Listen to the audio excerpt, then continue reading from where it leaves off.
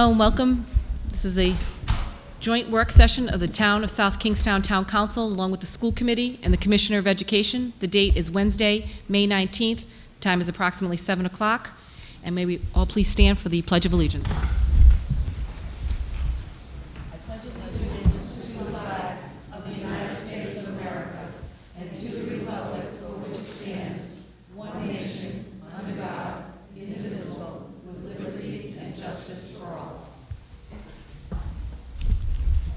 Thank you. We're going to go around the table, starting at this end of the table, and just announce who we are for the record. Yep. Jim O'Neill, South Kingstown Town Council.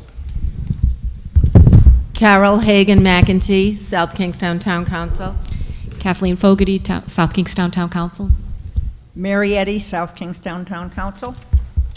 Ella Whaley, South Kingstown Town Council.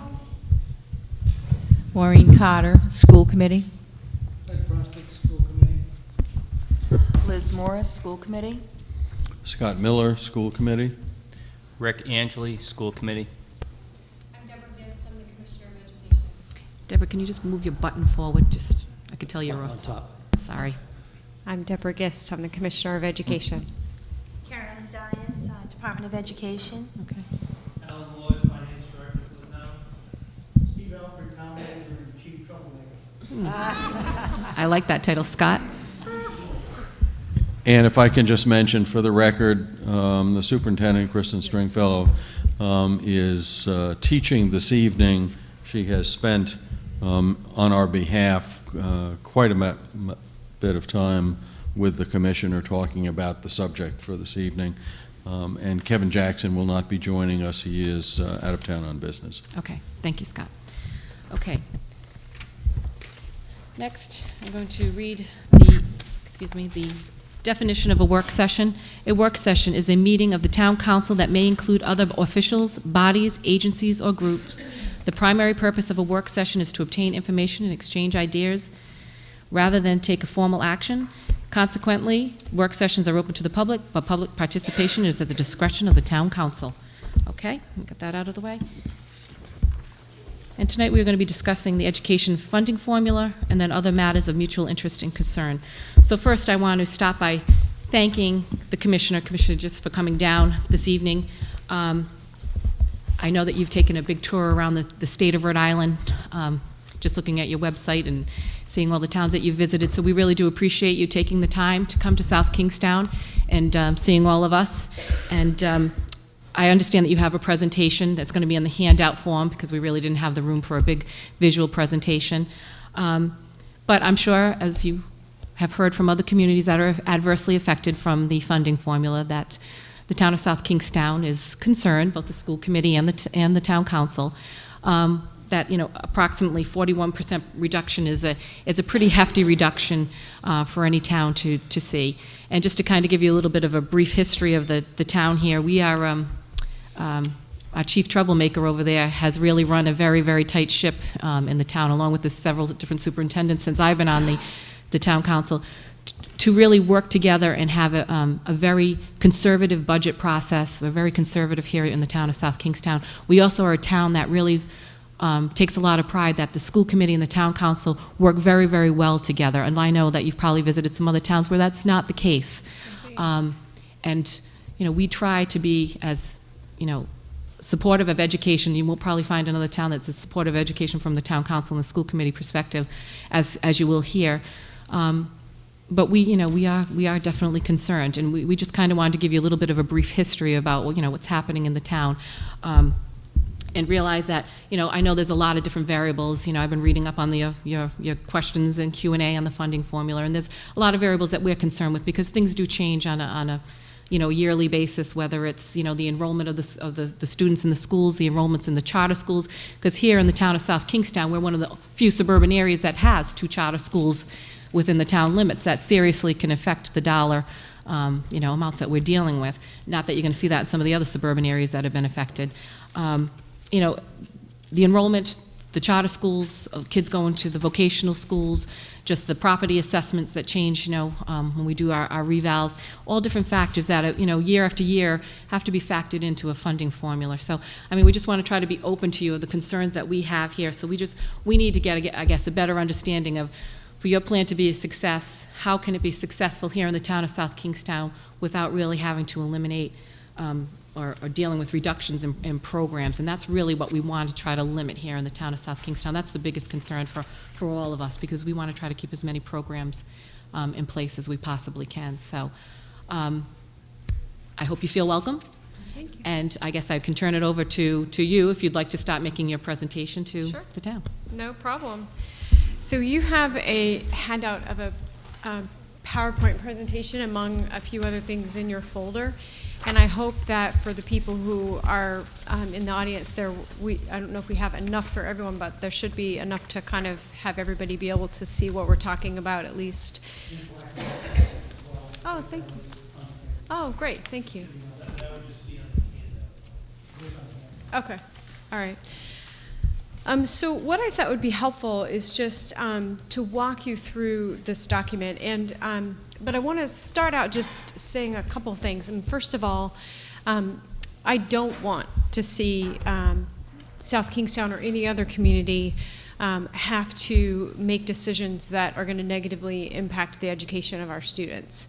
And we're confident that the proposal that we've developed provides enough funding for every community to be able to provide the expectations that are within the basic education program, which, while the title of it is the basic education program, it's really not just basic. It is the expectation for the quality of education that we expect every student in the state of Rhode Island to have. And it is, when you read that regulation, it's a document that I think is the kind of education that any parent or family could read and say, yes, that does describe what I expect for my child.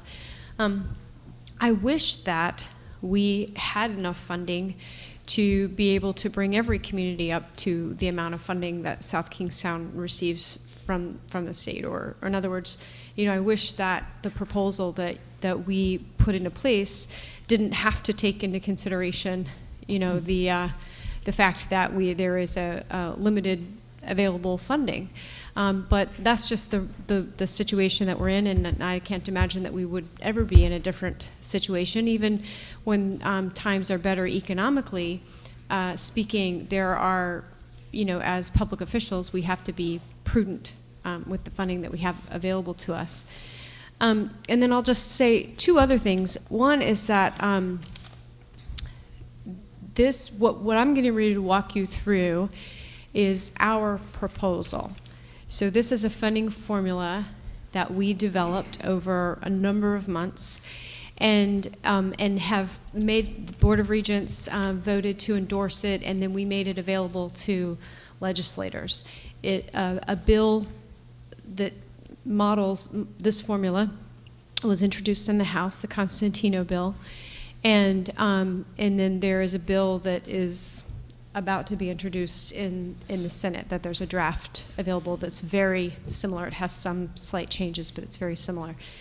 And so, again, I know that you probably know all this, but I just wanted to be sure that when you hear me walking through this, that I don't have the ability to change the funding formula in the state. What we've done is made a proposal, and I want you to understand what we've proposed and why. But while we want to hear what your questions and thoughts are, our proposal is finished, and it's now in the legislative process. So the feedback really should be through the legislative process, which is, how laws get made in our wonderful country. So with that said, just the last thing I'll say is that there are countless ways, possibly infinite, I'm not sure, but countless ways to develop funding formulas.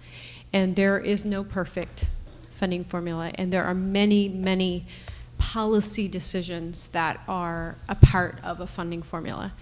And so what we did when we put this together is we made very intentional decisions, and we thought really carefully about when we were making a decision, why we were making it, and what it meant and what it was going to do.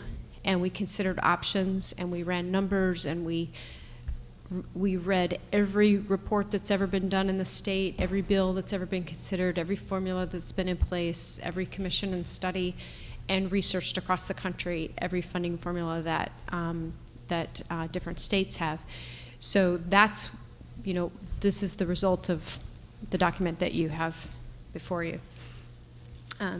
Actually, can I use, let me just make sure I know what. Okay. So starting out, there are different sections that I'll walk you through. One are the guiding principles. We wanted to decide in advance what were the things that we wanted to steer our decision making, rather than just diving in this and to start crunching numbers. So I'll walk you through those. And then I want to walk you through the formula that we've proposed and what it's made up of, the benefits of the formula, and then some other recommendations that we have that were included in the legislation that's been introduced. So in the guiding principles, the Board of Regents actually passed, before I came, so 2009, passed some guiding principles around a funding formula. And this document, on slide 3, where it says guiding principles, these are some of them, and these are the ones that we were keeping at our forefront as we were developing this formula. One is we wanted to make sure that we were building a strong foundation for all students, that we knew what the funding that we were making available was going to provide for every student in the state. We wanted to improve the equity among the districts and the schools across the state. Because of the fact that the state stopped using formula many, many years ago, that action and the subsequent increases over a number of years, and then recently decreases, but increases for a number of years while demographics and population and other factors were changing locally, has resulted in an incredibly inequitable distribution of state aid, and we're looking to correct that. We wanted to be really transparent with what we proposed and why, how it was developed, what we considered. So we've tried to make ourselves very available, answering questions, developing frequently asked questions documents, going out to meetings like this anytime that we're asked, and so forth.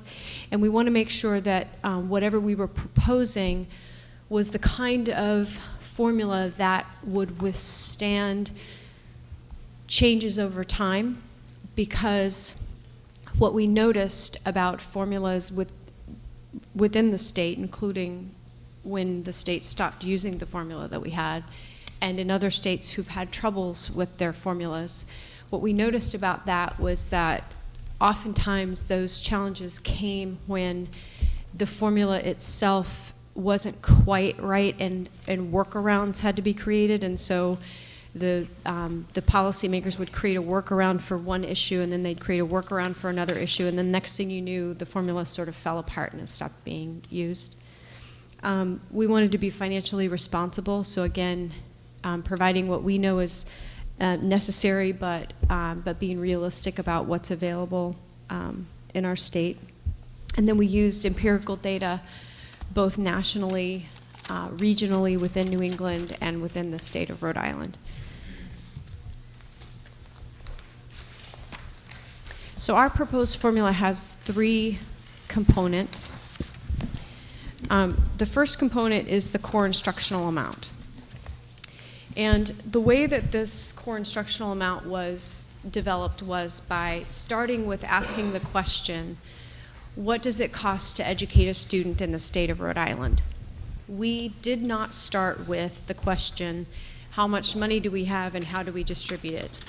We said, what does it cost to educate a student in the state of Rhode Island to the expectations that we have in the basic education program? Because if we're going to be holding communities accountable for meeting the basic education program, then we needed to be sure that money was being available.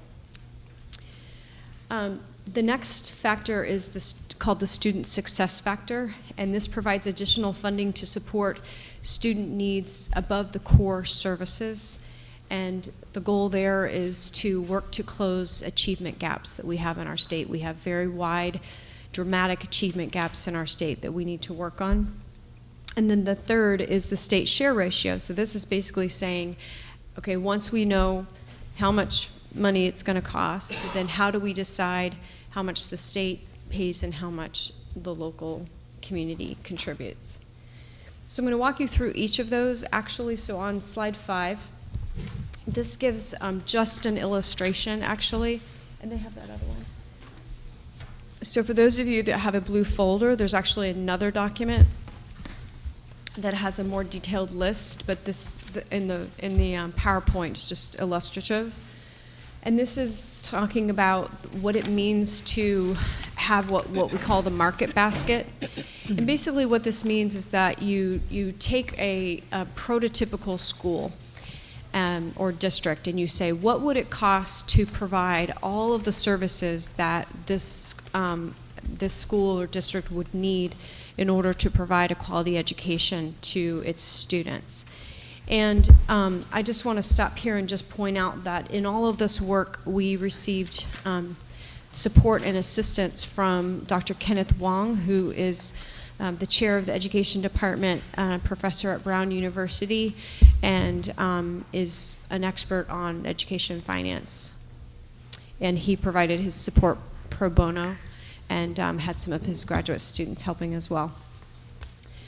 So this amount, this prototypical school and this idea of the market basket is how we ultimately arrived at the core instructional amount.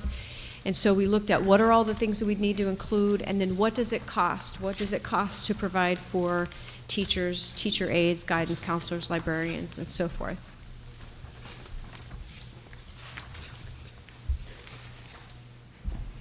And so on slide 6, it gives a real, just an overview of some of the information that we used. And it got much, much more technical than this. It was a very deep analysis of national empirical data from the National Center for Educational Statistics, and also and we paid particular attention to the New England states, and then also looked at costs within the state of Rhode Island. And you know, there were a lot of things that were interesting about this exercise, and I'll just point out a couple of things just to give you an example. I think a lot of people in the state of Rhode Island, including me, I think I probably would have assumed this, that because we have so many districts in a small state, the size of one district in many states, I think many people believe that we must have high costs of administrators. You know, we must pay a lot of money for administrators. And actually, our per pupil administrative costs are among the lowest in the country. So just to give you a sense for what that data can help us do, it's really very informative. Another example is that in our state, again, pretty wildly different from other places, we have very low ratios of student and teacher in our high schools, in our secondary schools, and much higher at our elementary schools, which again is just interesting and helpful and something for us to think about. And I think this is really the power of data, because all of these kinds of things are policy decisions, and sometimes when we operate just on how things have always been done, we don't realize that we've made a policy decision. So just to give you a couple of examples. And so through this exercise, we arrived at our core instructional amount, our recommended core instructional amount, which is $8,295. So that's the first section. So then the second section is the success factor. And in order to account for differences in populations, we decided to choose a single weight. You will see in some states and in some of the proposals that have been in place in the state that people will recommend multiple weights. I came to Rhode Island, I moved to Rhode Island from Washington, D.C., where we had multiple weights. And so based both on what research shows us about multiple weights and what I experienced about multiple weights and what was recommended to us from those assisting us, we decided that a single weight was the right way to go, and I'm happy to get into the details about why that's the case. So for every student eligible for free and reduced price lunch, we have a 0.40 weight. The weights for student need vary across the country. The usual range is from 0.35 to 0.5, and our recommendation is 0.4.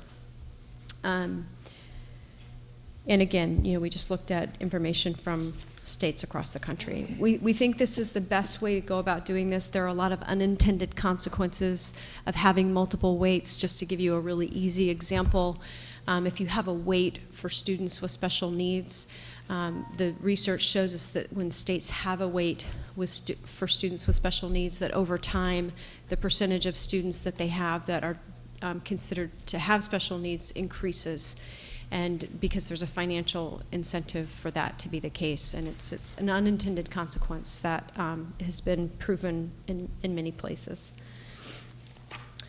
So then on slide 8, what it walks you through is how then that would result in the amount of funding for each district. So it's the number of students on the daily membership times the core instructional amount, and then you take the number of students who qualify for free and reduced lunch, and you multiply that by the weighted amount of the core instructional amount, and that gives you your total amount available. So then the next question is, okay, well, if that's the total amount available, how much is the state share and how much is the local share? And so our state share ratio is a combination of a couple of different factors. One is what everybody calls the E-wave, so that's the equalized weighted assessed valuation.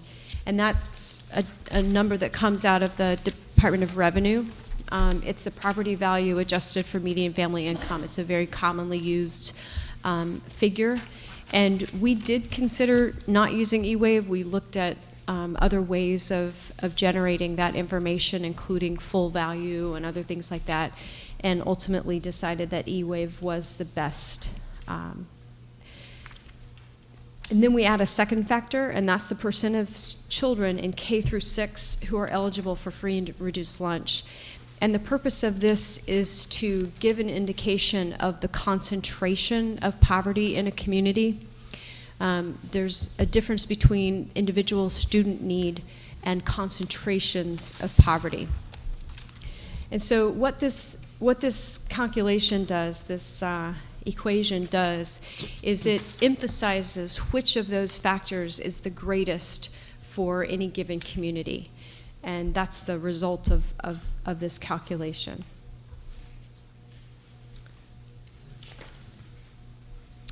So then on slide 10, this is one of the things we tried to avoid doing was having, right now in the way that education is funded in our state, there are many, many, many categorical amounts. And again, when you start to have those kinds of things, that's when your formula can start to fall apart. So we really tried to limit those categorical amounts. So just to give you an example, there has been a categorical amount in our state for professional development, and we're all very familiar with that because it was cut from the budget, and everybody was very concerned about that. In our formula, professional development was a part of our market basket, so it's a part of our core instructional amount. We don't have a categorical amount for that. We tried to keep everything within the formula. But there were a few things that we felt like were important to have outside of the formula. One is extraordinary costs for students with special needs. When a child comes along whose needs are quite extraordinary and therefore can be quite expensive, that can be really challenging for a school district, especially school districts the size of the ones that we have in our state, like yours, to handle, especially when it wasn't something that you budgeted for. It can be really quite dramatic. And so what we're proposing is a state fund that a community could tap into when they have a situation like that. And it's essentially sharing that situation, because you might have one for a few years and then not have one for a few years and so forth. Another is career and technical education. At the same time all this is going on, we're also doing a lot of work on career and technical education. Career and technical education is, in our state, has been sort of neglected in the sense of the way in which we fund it, the way in which it's provided, and so forth. And so we're updating those regulations. And the way that we decided to propose funding career and technical education was through a categorical amount instead of a weight. Some places use a weight. We decided to do a categorical amount. And what we wanted to do is to provide funding to districts for both the startup of higher cost career and technical education, as well as the maintenance of higher cost career and technical education. And then pre-kindergarten, this is a very small program right now in our state. It's $700,000 for 7 classrooms. It's a demonstration project.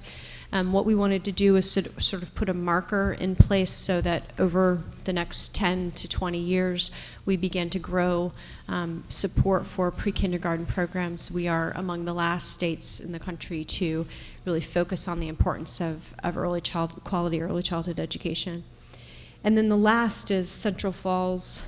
And as you know, the state has been funding Central Falls for about 17, almost 20 years in 100%. And sort of changed a little bit with today's developments, but we wanted to have a stabilization fund, but we wanted to have the city at the time. We thought it'd be a good idea for the city to start contributing to its education like all the other cities and towns do, but that'll obviously have to be handled separately, but that's what that is. So lastly, or sort of in starting to conclude, I would just say that while I know this isn't something that the residents and elected leaders of South Kingstown want to hear, or isn't anything that helps you feel more comfortable with our formula, we think that it's important to acknowledge that 71% of the students in our state would receive additional resources as the result of our formula. We think it's important to note that we're confident that our formula funds the basic education program, which is our expectation for the quality of education. And we think it's important that our success factor provides additional support to help us to close our achievement gaps. We have very, very wide achievement gaps. Our Hispanic students are the lowest achieving Hispanic students in the country, dead last.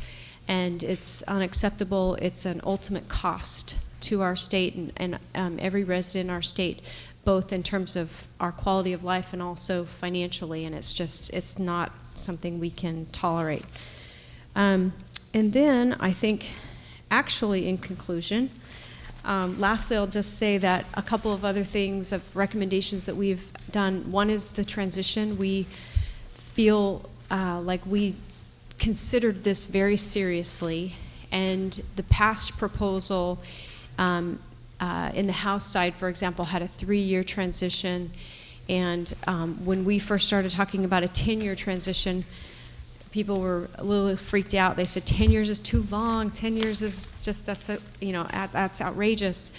But we felt like 10 years was really important because we knew that this adjustment for everyone was going to require time to handle. And we also felt like, over time, our economic situation in our state we're confident will, over the next 10 years, begin to improve.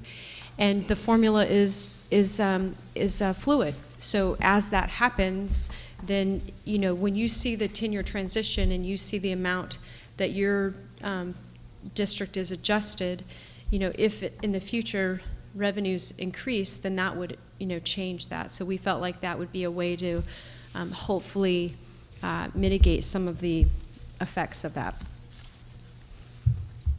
And then we're recommending that we have a group come together to reanalyze and update the costing out of the market basket over time.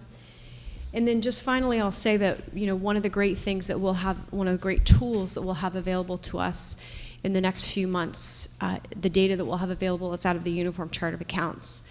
And that will give us great information about how different districts in our state are allocating resources in their budgets and be able to compare apples to apples what one community pays and what another community pays for a variety of different things, from, you know, transportation to food services to benefits to salaries and whatnot. So with that, we imagined we'd spend most of our time in dialogue. We do have we are prepared to respond to your resolution, or I guess that's what it was, your questions, your comments and questions. So Carolyn, we're ready to walk through those one by one, or we can stop and talk, whatever you think would make sense. Well, does anybody have any questions or do you want to go into the resolutions? I'll open it up. You've given us enough, a lot of information here. Anybody have any questions? Jim? Yeah, I'd like to, if I may, just start with some basic questions before you get into the formula, because obviously a lot of folks I talk to like to start the beginning. And I just have a few questions. Some you answered in your presentation. I've seen lots of numerical comparisons, studies. You've made the comments yourself that Rhode Island, in fact, local and state, spends near the top of the nation the total amount of education dollars. So it's not that the communities and the taxpayers haven't been good. The money's there. Right. It's simply the pie, how, where, how to divide it. And you said earlier, I think, that you've come backdoor in there. How much per student does it cost to achieve the kind of education results that you want? But I think you at least come up with a number that Rhode Island does supply the needed money to education. So I'm sort of answering that, but you answered that too. Right. I mean, I would say that that there are some communities in the state, because, you know, the average amount that we spend is quite high, and it is enough funding. I will say that there are some communities in our state that are really skirting the edge of that and are dangerously in a place where they're, you know, Yep. not providing adequate Yeah, funding. and I'm certainly in full agreement with that. The second thing that I'd just like to bring up, and I'm just trying to help some folks in the audience come along here, because I think for a starting point to the formula, I don't want to get into the formula, but I believe in terms of students, when I first got into office here back in 2000, the General Assembly was talking about that the student aid, the education aid, needs to be distributed on the basis of the number of students in a community being educated. I thought, you know, we've been waiting 10 years for what you're doing now, but I think that's very important. And to be fair, frankly, money should follow the number of students, and I believe somehow or another we need some kind of a formula for the socioeconomic disadvantages a number of kids have in a number of our communities. I mean, just to give you an idea, in South Kingstown, back in 2000, we received $8 million from the state. We had 4,383 kids. That's $1,825. In this current year, 3,459 kids in the $9.367 million. That's $2,700 per kid. So we went up 50% because our population dropped 21%. Narragansett dropped 21, Newport's 24 down. We're the 3 leaders in the state for losing population. So that's one thing I think you ought to start in 2000 and follow the population for your formula. Starting point number 2, I really think in regards, I own a real estate business, and I really think that this whole basis of 06, 07, property values, et cetera, premiums, discounts, square roots, squaring, so on and so forth, this is really a lot more simple than you've made it. Almost every city and town, I've called just about everybody in the state over the last 2 months, has had a reassessment, revaluation, either in 08, 09, or currently in 10. There are only a couple out there in 11, but basically you could use 08. And the reason that's so important about the reassessments is the market has really quieted down. The inflation is out of those crazy years from 2000 to 2006. So it's really wrong for you to use an 06 number when it was out of sight. Waterfront communities, we're paying a penalty. Intercore cities didn't go up as much. So now with a quiet market, stabilization, a lot of inflation out of real estate, you need to use the current years. This is easy to do. I could do this for you in a couple hours. You don't need a professor from Brown to do this. Anyway, very simple, because now you take advantage of a quiet time, quiet market. You can do your homework without worrying about some crazy adjustment upside with real estate. And since property values are property taxes, are the cost of education, how we find the money, that's very important to do. So that is part of the equation. You really have to adjust, and it makes sense. The other question, my constituents and myself, I'd love to know, in fact, if you get the current General Assembly to pass a formula right now, will this be adopted in the 10-11 budget, or will be delayed for the 11 and 12 budget? And if it's delayed to 11-12, will it sabotage your effort for the $75 million race to the top that you're doing? You can answer that later, but I remember comments by the president or Arnie Duncan saying, whatever you do, don't water down the, this effort with trying to get wider support. And lastly, I'm going to plead with you, not that I'm just the most reasonable person I think in the world, but when you released to the newspapers your formula, I choked on a donut. It took me 1 minute. And I said, wait, what is happening here? I have to be reading this wrong. And I took a look at Barrington versus South Kingstown. I spent most of my life in Barrington, so I can tell you everything why your formula is backwards. My other life was spent in Warwick. I saw Cranston and Warwick. I'm saying, wait a minute, Cranston should be getting 20 more million, Warwick 20 million less. I saw Burrillville with 2,500 kids getting $14 million. And I went down the list, and I only from newspaper reading and just from what I'm aware of, I said, holy cow, have you set yourself up for a real problem with reasonable people out there who want to see a very simple formula? And there is a way to do a simple formula here.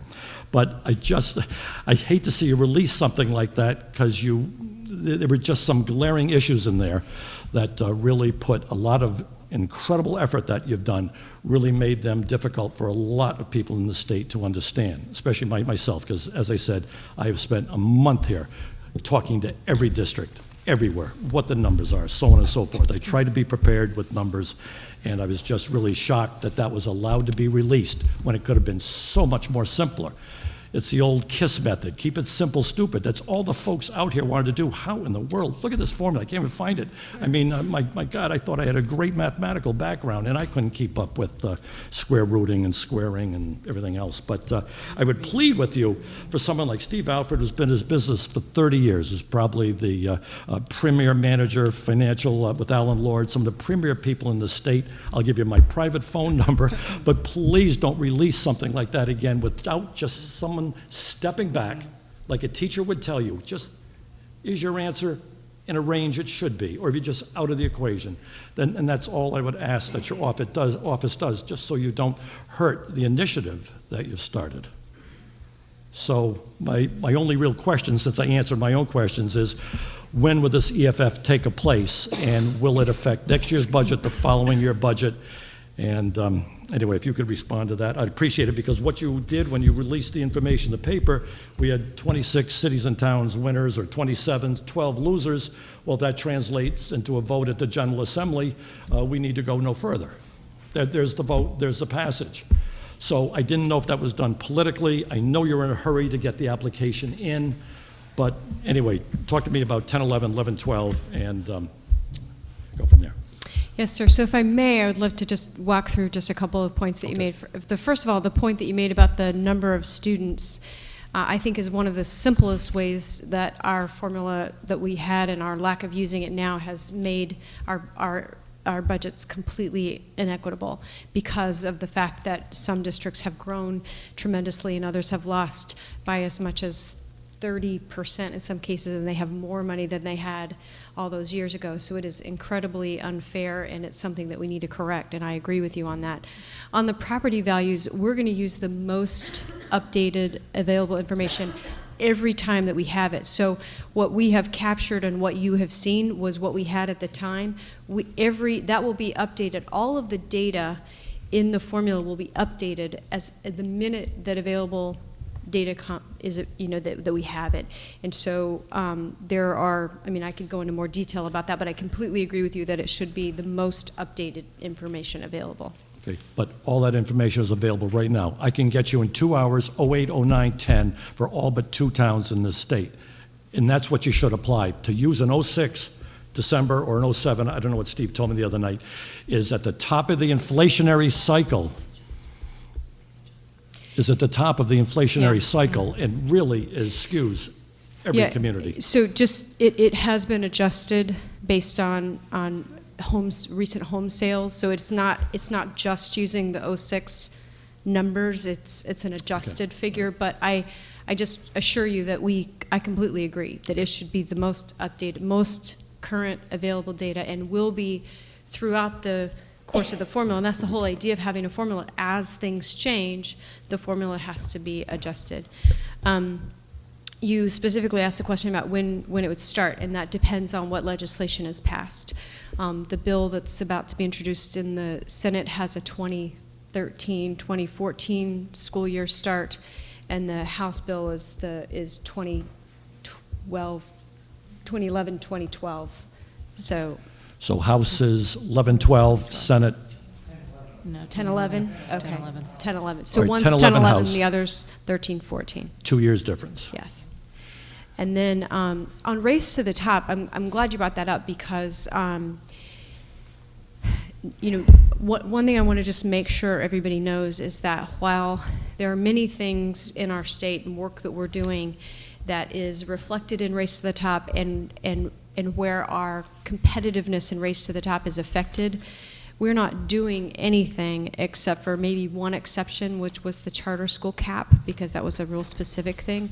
But our effort to get a funding formula in place is not because of Race to the Top. The funding formula is something I talked about with the Board of Regents during my interview over a year ago. So it is something we're doing anyway. But you're correct in that there are points within Race to the Top for whether or not states distribute aid equitably. Because even though we're the only state that doesn't use a formula, other states have them, but that doesn't mean that they distribute it equitably. Yeah, I was simply worried that if a formula did not pass, or if it was so watered down, if you would be submitting an application that was quite deficient with what the requirements were. We would lose points, but the points are not dramatic. Okay. But my thinking about that is that given that the state is so close to passing a formula, given that we all know we need one, why not get it done so that we can increase our opportunity to bring those resources to the state, and then knowing that we can always make improvements and adjustments over the course of time to the formula. In terms of the newspaper, we actually didn't release it to the newspaper. It was released by some very helpful person who had it in their hands. So I agree with you that the way in which it was communicated and so forth was less than ideal. Okay. As I said, almost lost breakfast. You and I were alone over our cereal that morning. Thank you, Kathy. All right. Anybody else have any questions? Not alone. Polly? Just take the mic. Together. Why was Barrington so much higher? Why did they get so much more aid? There are a few reasons, and we have it in great detail, but I would say that off the top of my head, the major drivers were enrollment increases. That's what I thought. And their property value went down. Enrollment increases went up pretty significantly, and they also their percentage had been quite low. But the primary thing is the increase for students. Did you take into account with Barrington that they had issues with Vision Appraisal, or the company that was doing their assessments on their property, that they were actually undervaluing the homes until another appraisal company came in? I'm not sure if it was Vision Appraisal who did it or Vision Appraisal came in. Now, Vision Appraisal came in, they had an appraisal company that had been underestimating the property values in that town. They had a kind of a deal going on, and that was a big issue with Barrington just a few months ago when everybody started getting their tax bills and was, it sticks in my mind that issue, and what you're looking back at those particular years were the years that they had a company in there undervaluing the properties of those homes. So, I mean, it's just something that needs to be taken into account, how fair that was a big issue that, can't be passed. And the other issue, too, is when you bring up Barrington and, they might have an increase in enrollment there, is the transportation issues. I'm in sales, I'm on the road. Barrington is part of my area. It's all of about a mile wide. I mean, I'm in and out of it in the blink of an eye. You're dealing with the second largest community here in South Kingstown. We have 400 miles of road. That's a big issue that's being, not calculated. That's a lot more buses running. That's a lot bigger of a bill that has to be, factored in. So it just triggered me, because every time I read that about Barrington, I think that was when they had a company in there that was undervaluing all those properties then. So just something to keep in the back of your mind. I know you've already put the formula forward and you can't personally tweak it, but maybe they would listen to you if there were some issues. Well, that and again, a couple things about that. I mean, one is that Carolyn's saying that that number has actually been pretty consistent for a number of years. But the other thing I would say about that is that, again, using the most updated information. So, we're in our formula, the number that we drew in for that, we're drawing from the Department of Revenue. So we're not making judgments about whether it's the right number. It's a consistent number that the Department of Revenue uses and has. But again, it'll be updated based on, the most currently available data that we have. So it'll change, in other words. Oh, I hope so. That really stood out. Carol? Yeah, well, one thing I'd like to agree with Jim on is simplicity would have been nice in this formula.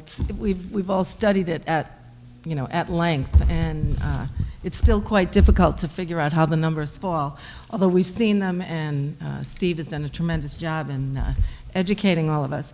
But one of the components, and I think this is part of your formula, is you want it to be performance-based. Is that correct? I mean, eventually that's where you want to get with this, with the students, increased performance in the underperforming communities, the 71% that is going to be provided more resources. In all communities, but yes. But mostly the 71%. It is going to be provides more resources for 71% of the students in Rhode Island. Isn't that one of the benefits of the formula? Statewide. Statewide. But that also, the opposite of that is 29% are receiving less than we currently are.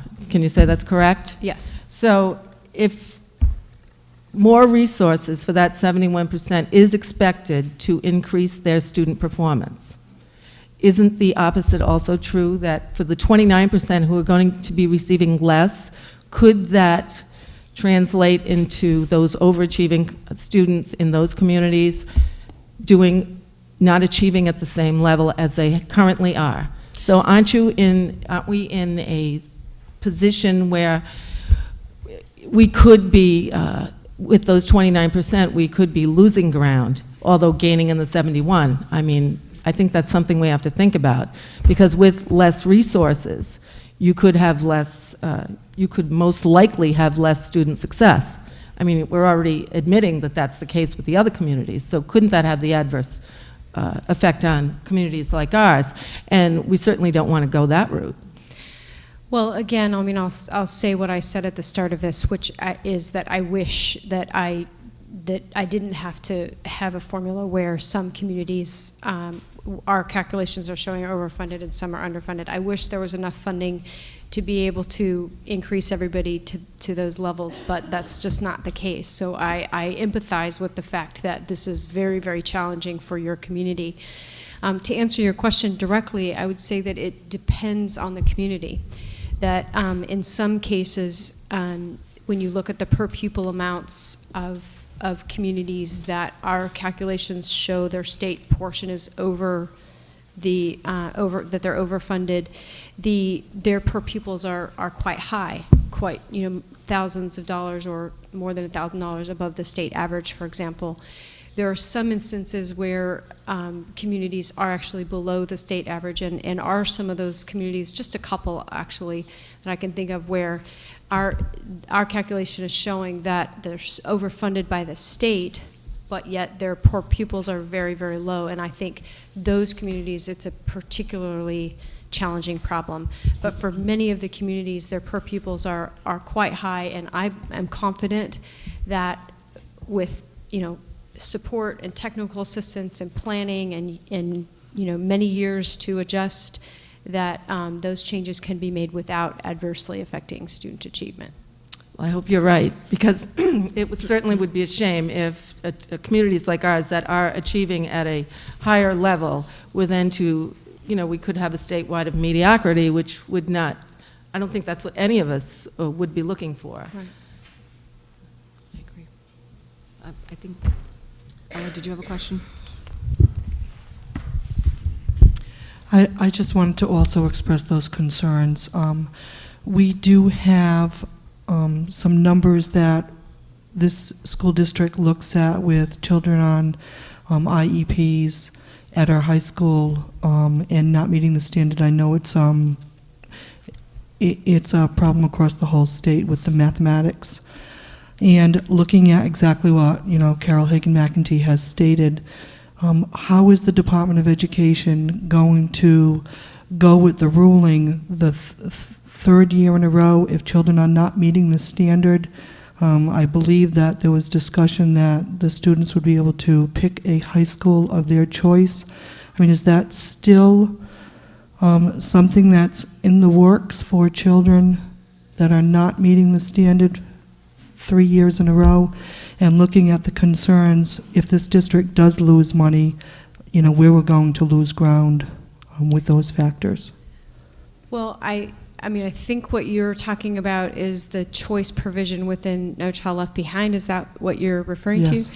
So that provision kicks into, goes into effect when a school slips into that category under No Child Left Behind. So are you saying that that scenario, that you have a school in that scenario? Because I didn't. No, we're not there yet, but it is a road with loss of funds with this educational funding formula that we could easily slip into. And has the Department of Education looked at the multiple factors that it could affect districts to put them into that category? So what you're describing is incredibly deep. There are a lot of things going on with what you're saying. The Elementary and Secondary Education Act, which we know of now as No Child Left Behind, is up for reauthorization right now. And there are many things about No Child Left Behind that I'm a big supporter of, but I think everybody knows that there are things within that bill that were flawed and resulted in other kinds of unintended consequences and weren't quite the right way to have set things up, and this is the chance to improve those. And I think that a number of things are going to be different, and I think that one of the things that will be different based on my conversations with the secretary and his team working on this is the way in which students with special needs and English language learners are handled within the accountability structures. And I say that just because you specifically mentioned students with special needs. So I don't think that our formula, I don't imagine that this hypothetical scenario that you're talking about, I don't imagine that would actually be the case. And I bring it forward that I just hope that it is conversations going on at the table, because I do see it as a possibility. And with that said, I do want to say, because I don't want to be misleading, I actually do support school choice of many varieties, but what you described is not something that's within our plans at the department. Can I ask another question? Go ahead. My next question is the extraordinary cost for special education. I believe that there are some factors now, and I'm not sure the dollar amount put on that. Do you know what that is currently? You mean per student? Right. Our calculation is 5 times the cost, which is $58,000. 58,000.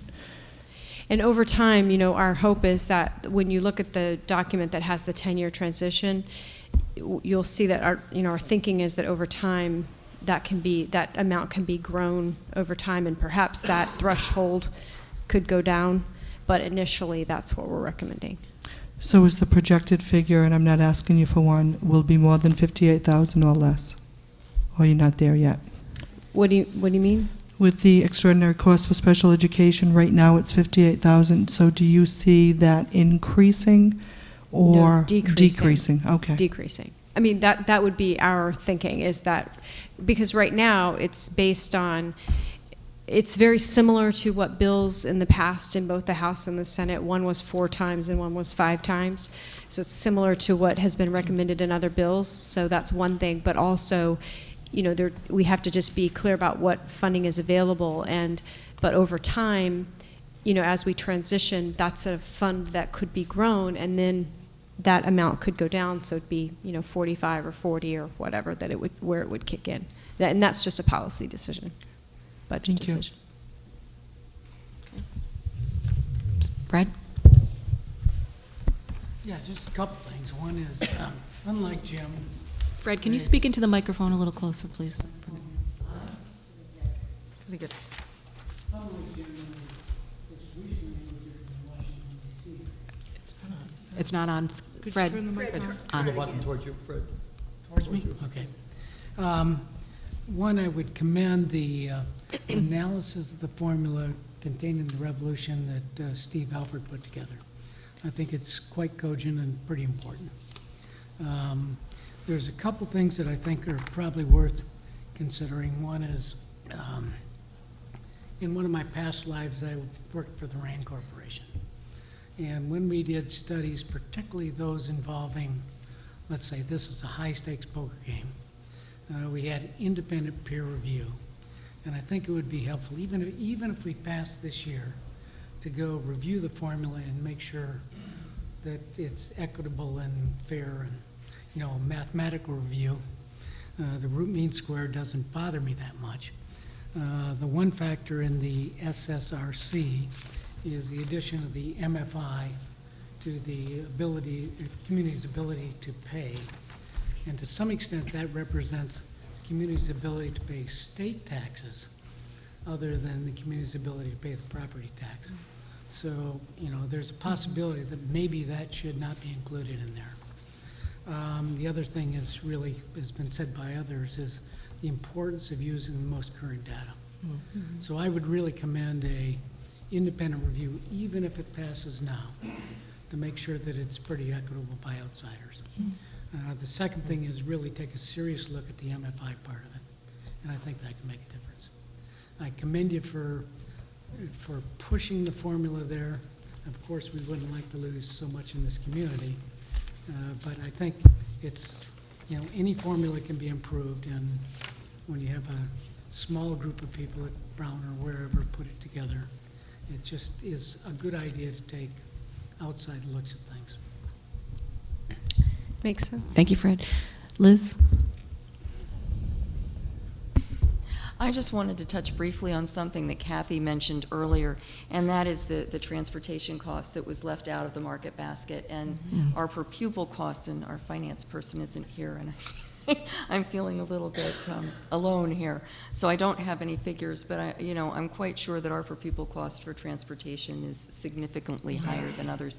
Is there any, because of the distance that our children have to cover, the buses have to cover, and we have areas in our district where a bus has to go quite a distance to pick up a handful of kids. It's just not the concentration others are. So that's an area that really puts us at a disadvantage. Do you see a point or something that RIDE could do possibly in the future to help districts like ours with that piece of it? We've talked about this a lot, how to handle transportation, and some states have transportation in a formula and some don't have it in the formula, and there are good arguments for it either way. So we do have those dollar figures, and we'd be happy to share so that you would have a sense for how what you pay for transportation compares to other districts. And certainly the legislature might decide to do it differently, but we decided not to include it in our formula for a variety of reasons. And but that is something to consider, and it is done in some places. Mm-hmm. And part of my issue, it's not strictly financial, actually. I worry about kids who don't have access to busing, and it's one of those things that comes up when you need to cut back. We've had people suggest maybe to, end late bus service, or to go further out in the area that the bus picks up from the school, the radius. And I worry about some of those kids, not staying late to work with a teacher because there's no late bus. So I think it's both a financial piece as well as that extra educational piece of where kids may really lose out if districts are forced to, cut back on late buses and that type of thing. Okay. Thanks, Liz. Anybody else? The number on the transportation is $3,400,000 approximately, which is about 5.8% of the budget. So it is a significant cost in South Kingston. Mr. Angeli?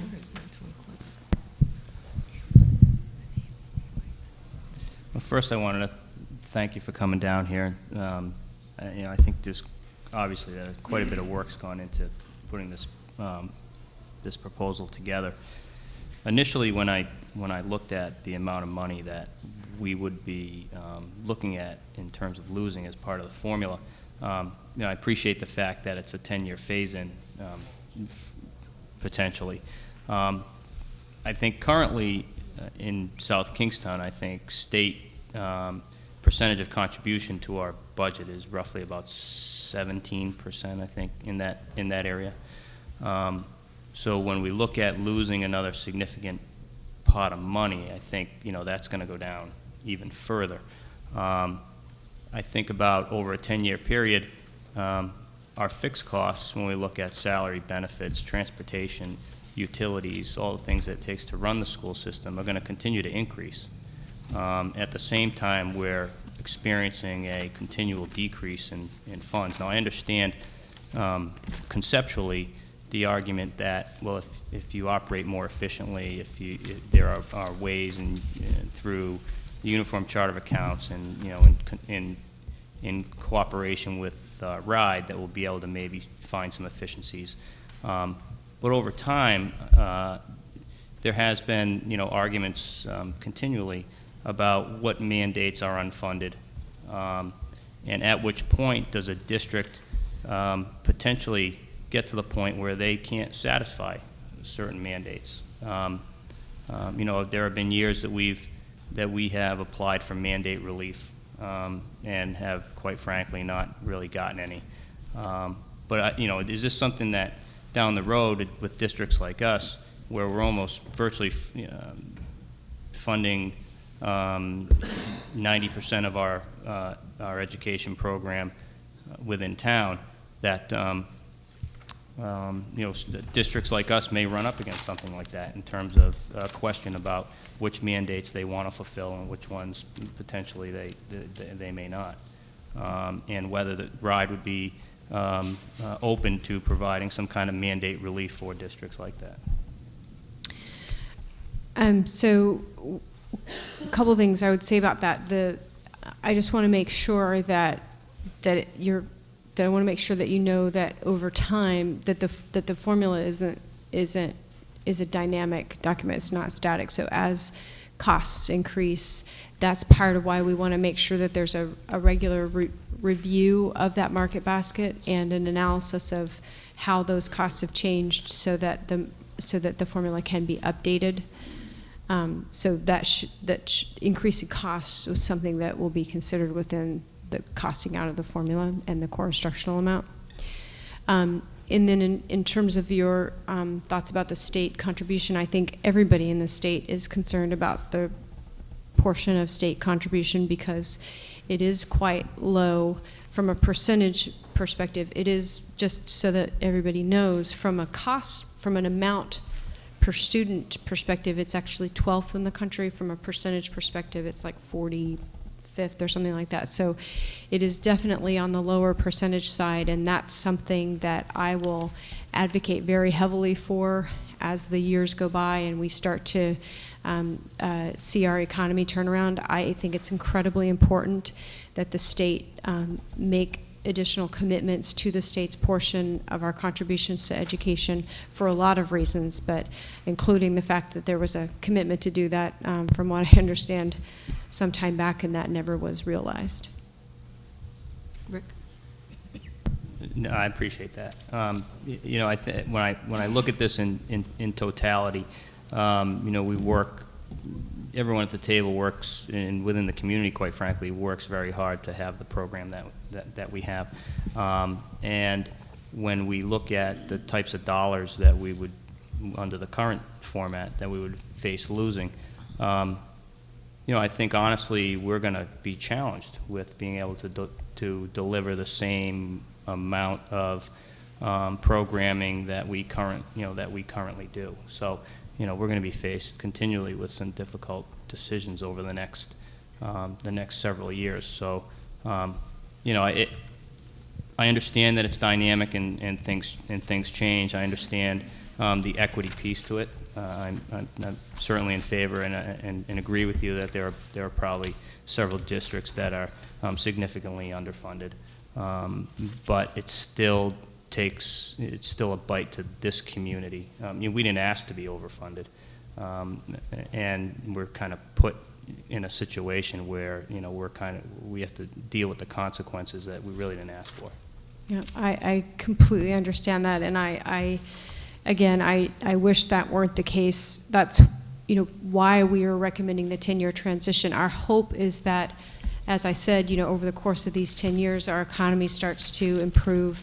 We can begin to increase that state share so that, that 10-year projection doesn't look as grim as it looks now. We don't know whether that will happen, but that's really our hope. And I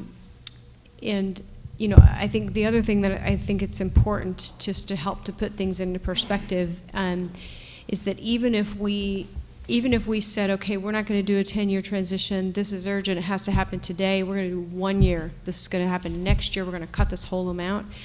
Even if we did that and cut the whole, is it 7 million? What's the 3.8? So 3.8, we cut that in 1 year, your cost per student would still be like $1,000 over the state average. So I say that, I don't say that to say that this is not a difficult situation for you, but I just, it's just, I hope helpful to kind of put that into perspective a little bit. I do think that that with time and with time to adjust and with information that we hope to make available, that these adjustments can be made without jeopardizing the quality of the education you provide to your students. Scott? Let me also thank you, Deborah, for coming down. And you are making the rounds of the state. And I'm confident that these are not the most enjoyable conversations you've ever had in your life. I want to, I think I want to make 3 points. I think that it is likely that we will find, in part through the chart of accounts, potential savings. Those savings, I think that we're going to need to think about those, because those savings will be highlighted by the ways in which South Kingstown is different from the norm. I'm not sure that South Kingstown has a desire to be like the norm. And so getting advice, geez, you're different from other districts, you could save some money by looking like other districts, I'm not sure that that's going to be a helpful message. It is useful for us to examine each of those places, and it is likely that we could save money, but the cost of saving money may be in the quality of education. And I think that Carolyn was kind enough to come to the State Association of School Committees and go through some of this same conversation, and left me thinking about one of the things, which is the class size and the personnel expenses at the high school. Districts that have low ratios of students to teachers. And there's no doubt you can save a lot of money by running maximum class size at a high school, but that has an impact on what your offerings are and on the ability to offer special support for students. So I think we need to think about that. as a place to look, but not necessarily a solution. The average is, I would suggest, not the desire of South Kingstown. There's nothing about South Kingstown that says, let's be average today. We like where we are. We are one of the top districts in the state. We don't want to regress to the mean. The second thing, and frankly, I am looking forward to the kind of technical assistance that you mentioned earlier, in looking at our expenditures and seeing whether there are ways in which, by looking at the detail of other district expenditures, that we might do business more efficiently. I am concerned, and I appreciate a long run in the application of the formula on pulling another $3.8 million out of next year's budget it would have a chilling effect. And we have... And just to be clear, I was just using that as an illustration, I please. But not recommending. As an illustration, I got the chill of that. We have pulled 1.5 million out already this year. It's hard to imagine. We're struggling with the structure of the budget. We are expecting that there may not be an adjustment to the COLA that was part of the governor's budget structure, and so we'll have to find, in round numbers, another $500,000. Any more than that, that gets to be chilling. And so I guess one of the things that I'd like you to think about, if we start not with the goal of reducing the quality of education in South Kingstown, because that's certainly not our goal, and I don't believe it's your goal. But when I think about, in round numbers, for the next 8 to 10 years, I have to find $500,000 of cuts. And I've been doing this for a couple of years. This isn't the first year that we've had to think about what gets cut this year. That is charitably a daunting task. We've already closed an elementary school. That had cost savings. We've reorganized the middle schools. That had cost savings. Frankly, Steve and Alan put our budget every year through a remarkably detailed process. And so places where there might be material to cut, my experience is Steve and Alan have come and taken those nickels out of our budget already.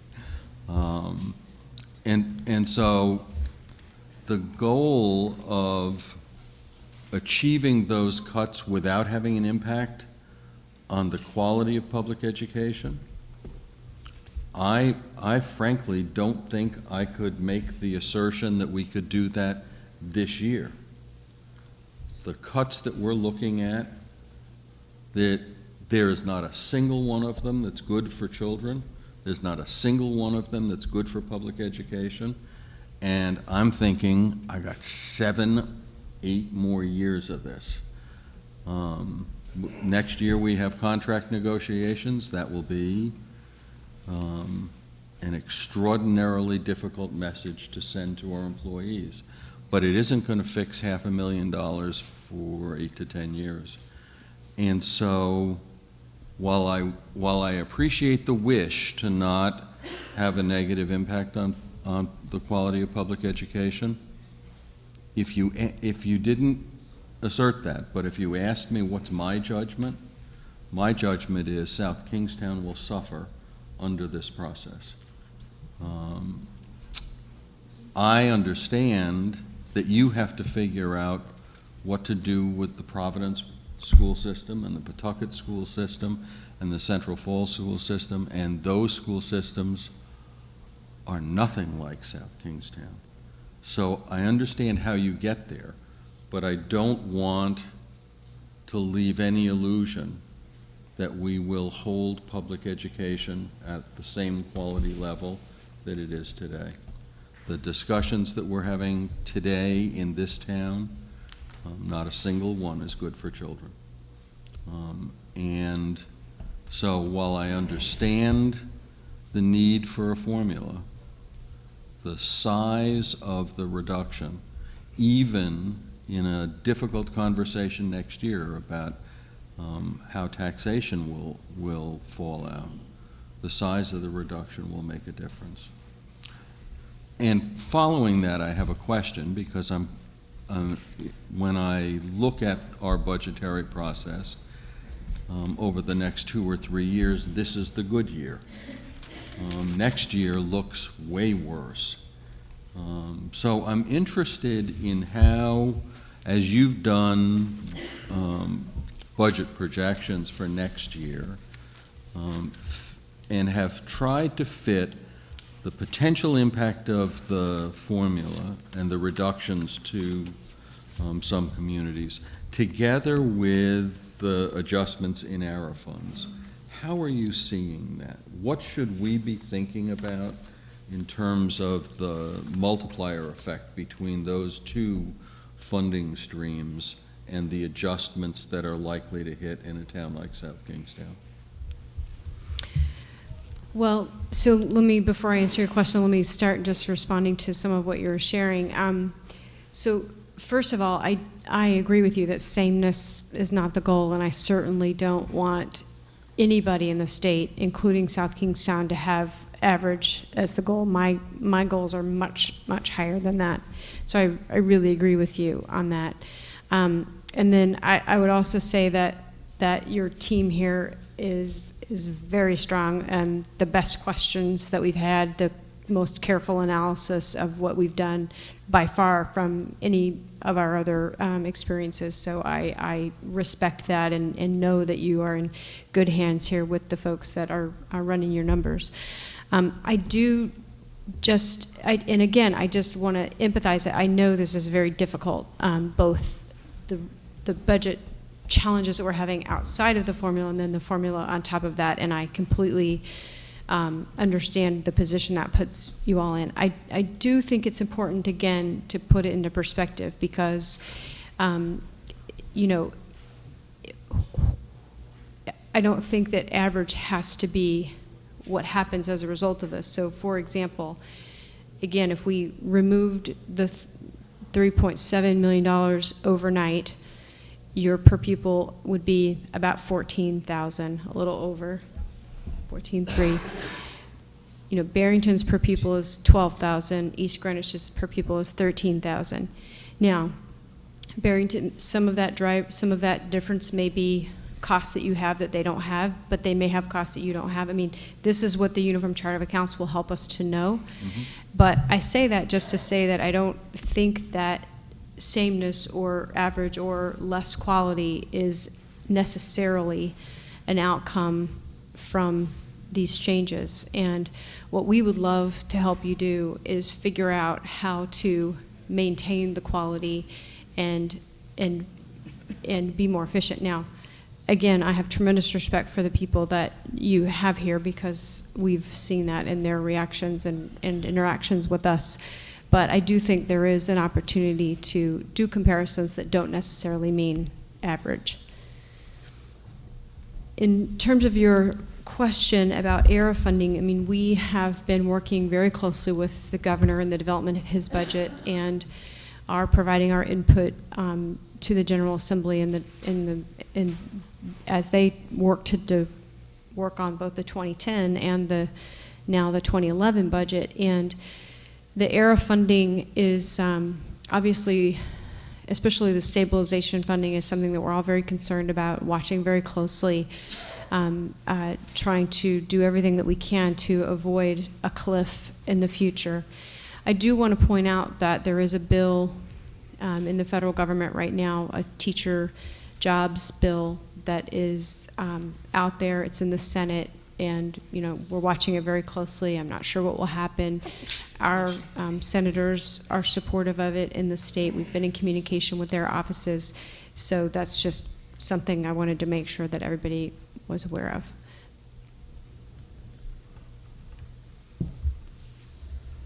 Okay. Jim?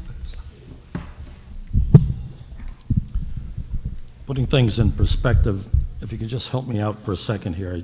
I try to look at the big picture first before we narrow it down to what Steve and you folks have put together. All my calculations, I come out with about $1.9 to $2 billion, $1.9 to $2 billion spent on education in the state of Rhode Island.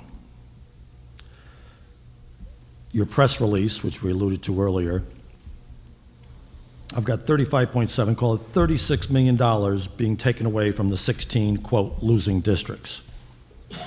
Is that a correct number? That was in the press release. I don't have that off the top of my head. All right, anyway, well, I added it up. I mean, I'm just using your numbers, 36 million. 2 billion, 36 million, and we're talking less than 2%. You mentioned 71%. We have 150,000 kids roughly in the state. That leaves 106,000 kids divided into 36 million. That's only $340 per child that we're helping if you just spread it evenly, that other 71%. Did you follow my math? Mm-hmm. $340. That's meaningless. I mean, that's not getting where you need to go, and I know that. I just, you know, and that's maybe sameness in some of those districts, but most of those 105,000 kids are probably in the largest 6 districts, including Providence, surrounding Providence. $340 per child. And here we're battling over 36 million, and our town's $4 million roughly. This is nuts. Do we need to reinvent the wheel here on how we finance education, period? This 36 million, I mean, look at the war, look at the battle here. General Assembly, all your districts that you're visiting, 36 million, less than 2% of the total education budget, $340 to help each child in the inner core. I mean, I could find you $100 million and not hurt South Kingstown anymore, in just with a fairness of what other cities and towns should lose. I could easily do that. But 36 million, has there been discussion that we need to look at this all over again and start a whole new funding process? I know you talked about sameness, and we don't want to circle the wagons down here around our per student costs, and you know, obviously we're not going to be the same with other communities, but you know, you just don't want to get back into the situation where it's the haves and have-nots again. So $36 million, I mean, you're going through hell to try to raise $36 million from the losing communities and explain it to those that are going to get that $36 million. It's such a small number. You know, but I'm using your numbers. So do we need to reinvent the wheel? That's the question. Do we have to find some other starting point to how to finance education? Urban, suburban, rural, where are we going with this? Well, I mean, I think that it's helpful for us to think about the way that funding is provided to education in our state overall at some point. I think that is a conversation we should have. I don't think that conversation should prevent us from distributing the aid that we provide now equitably. And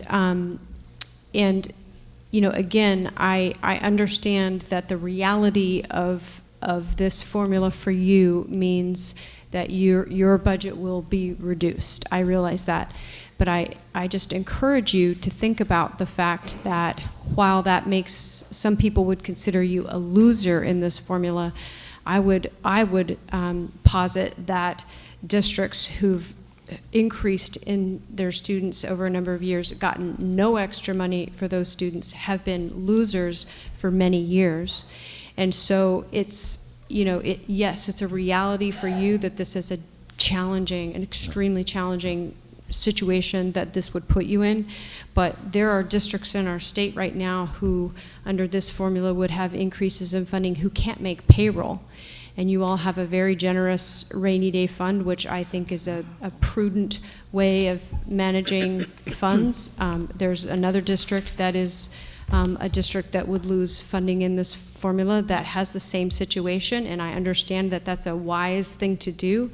But when you compare that to a district that literally can't pay its teachers, I think we have to think about, you know, whether that's appropriate. And I don't disagree with you. I'm one of your strongest supporters. I just don't know if you're going far enough. But One I of think our we should questions. consider that. Yep. One of my questions is, as I mentioned to you, I could find $90 to $100 million more fairly distributed for losing districts that would really help bridge a gap and not hurt South Kingstown any more than you have with this budget. But it would make it a lot more fair and easier for us to explain to our taxpayers and those who have children in the school system that, hey, we don't like it, but at least now it's more broad-based and a lot more fair. Anyway. I'm sure that the General Assembly would appreciate another recommendation. That I think we all want the best end result, and we don't necessarily think ours is, that there isn't anything that could be thought of in the future that would be better. We analyzed everything that has been done in the state to this point. No, it's not simple, but quite honestly, none of them are, and the way we distribute aid right now could not be written on paper because it's so convoluted. So, we're confident in the quality of the proposal that we've done, but we're also very open to a dialogue about how to do this better. Thank you. Maureen, I'm sorry, I apologize. I had given her the nod and I slipped Jim in this, so Maureen. That's how I'm treated around here. No, my apologies, Maureen. Jim threw something down there on the table. That's what got me distracted. Honestly. First of all, I want to thank you for the energy that you've brought to the conversation about education in the state. That's huge. I also want to thank you for getting the education formula on the table as strongly as you have. That's quite a feat in and of itself. I think it will offer us some opportunities to look at the way that we do business and hopefully do some things differently going forward. However, from where I sit, shooting from where I sit, I think it's difficult for us because we don't have the time to plan for this. And my hope is that the Senate bill will be the one that goes forward. It gives us time, or at the very least that the House will consider putting this forward so that it's not enacted right away. We need the planning time. That would be helpful. I've been reading the frequently asked questions, and I'm wondering if you could help me understand a little bit better the section that you have on maintenance of effort.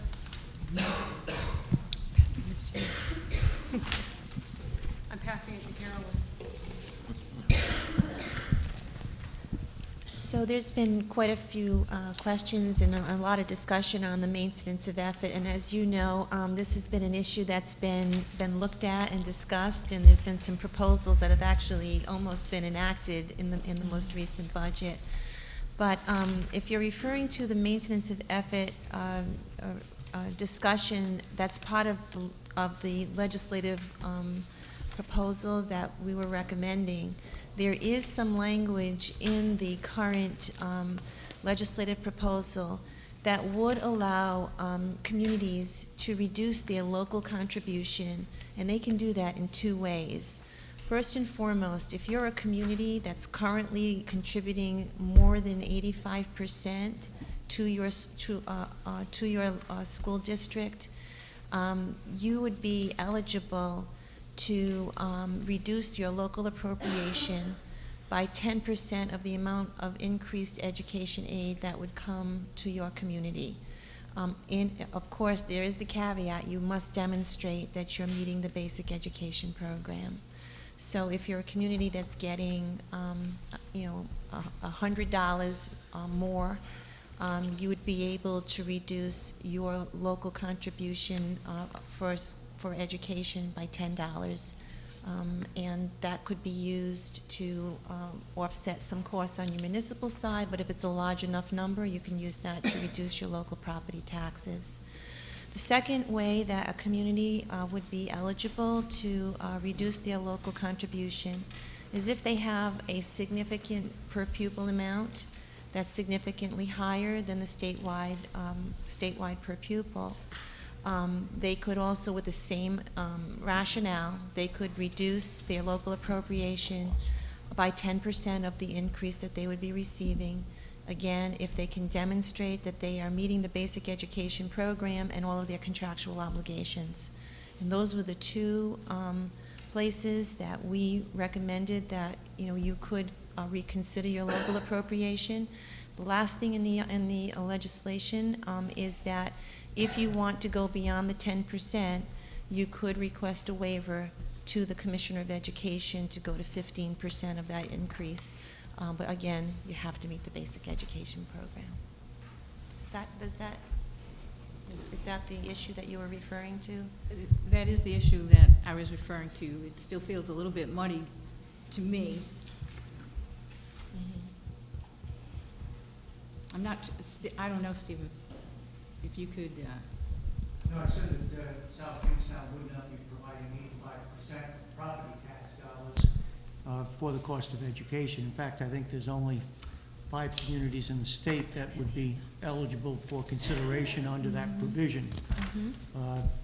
There had been in the supplemental 11 budget a proposal to ratchet that down. I think in the House budget that failed in the Senate, there was a provision, was it 75? 85. No. They could reduce their local contribution by 5% in the current year only, and it was for the FY10 supplemental budget. I don't know how relevant this question is to anybody else but me, but how is the 85 selected? Why is that the threshold? We looked at the data was looked at as far as, what communities were contributing a substantial amount, to their school systems. And when you look at the data, you'll see that there was a cluster of school districts, and it was around that 85%, and then it drops off significantly. So it was the data that drove that decision. Okay. Is that the end of the questions from this? Because then we'll go on to the resolution that was set up that we talked about earlier. I don't know, Steve, if you wanted to go through this or just want to go point by point. I happen to have the school committee one in front of me here, but just talking about the increased core cost of education. I don't know if that's where you wanted to start on that particular one, because when we looked at this with the core cost of $82.95 per resident average daily membership, the value chosen from RIDE is presented as the average core cost of education in the state of Rhode Island, Massachusetts, New Hampshire, and Connecticut. Rhode Island's core cost was estimated at $84.53 in 2008. So several education-related costs, notably local pensions and post-employment benefit costs, and the transportation costs, again, that was referring back to earlier, have excluded from RIDE's assessment of what constitutes core educational costs. So again, the other thing, we talked about transportation a bit, but those post-employment, and I know this is one of Alan's favorite topics. We talk about it very often here. Right, and I'm actually going to have Carolyn answer these questions. I have a conference call at 9, and I'm really sorry. I thought 2 hours would be enough. I didn't realize y'all work like we do. Otherwise, I wouldn't have done that. But I may be able to come back inside. I just need to step out. And but Carolyn is All right, here. Carolyn, these are concerns that we have. So while we have you down here, we'll talk to you.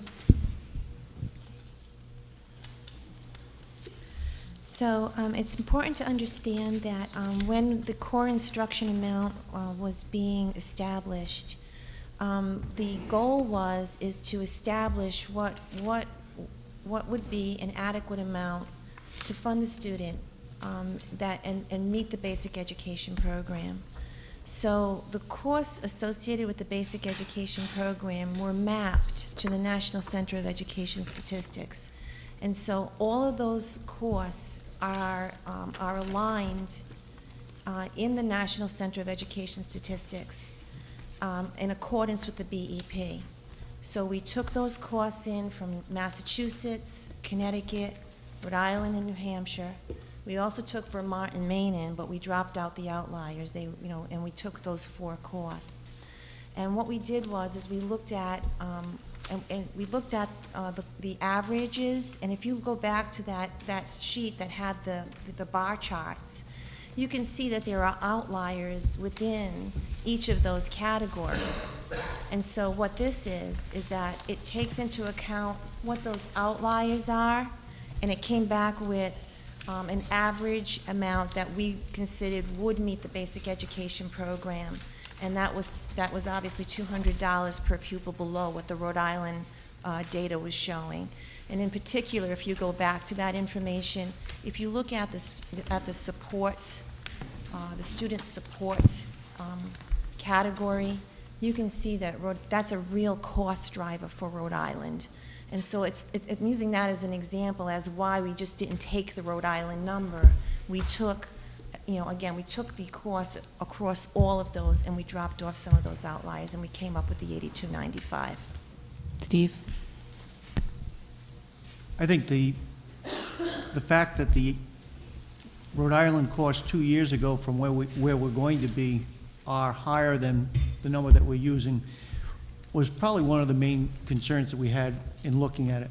But I think it's also, I understand that we're looking at your basket of costs and putting together a core course. However, it's somewhat coincidental, I guess, that $715 million in funding distribution from the current year works out to be $715 million or $714 million in the formula. It would appear as if the numbers are somewhat factored by how do we get to a bottom line, which isn't going to cost more education dollars than they did in the prior year. Both that and the weighting on the free reduced lunch program, the weighting at the 40%. While we're lower than what our state average was in expenditures, and we're lower on the core cost than we are in Connecticut and Massachusetts, our closest peers, we're higher on the 40% in terms of cash value than we are from those two other states. In fact, Connecticut's got a sliding scale, and Massachusetts is, I think, around 3,000. Mass was the. So I guess the concern that we have is that those numbers, we really have to understand whether those are truly the costs associated with what the basic education cost would be. I'd be glad to give you office space if you want to be able to make that call. I'm trying to rearrange my But I think, that was what the concern was. And I mean, we've expressed that, and Carolyn and I have had several discussions on that matter. But we think both the student success factor and the core education costs are costs that I'm wondering if we had $740 million that was distributed in the prior year, whether our core cost and weighted student factor would have been a bit higher to be able to come to the same bottom line.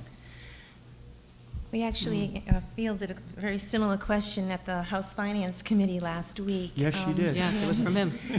But I have to tell you that when we ran this formula in December, before we updated for the 09 enrollments, this proposal, although it was revenue neutral, was about almost $25 million more than what you're seeing here. But when we updated for those enrollments, it actually came to almost a revenue neutral proposal because there was a drop in enrollments statewide.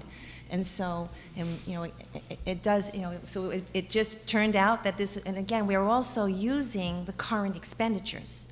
So, even though we are, you're coming out to a similar number, but we're using the numbers from the National Center of Education Statistics that were related to those, to the market basket or the core instruction amount. But with that said, when you're losing students, it does end up evening itself out, and that's what happened from December to the time we ran the final numbers.